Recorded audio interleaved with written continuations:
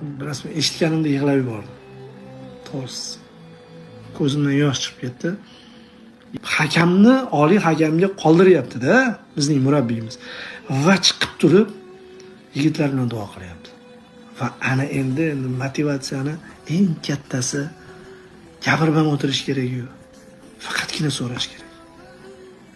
Faqatgina so'rash kerak. Murabbiy sifatida, haqiqiy muallim sifatida so'rayapti va men so'radim, sababini qildim, yigitlar bo'ldi deyapti. Alo tepadagi gaplar ham qolib ketdi. Men uchun o'yna, murabbiylar uchun o'yna. Yo'q. Shunday chiqyapti-da.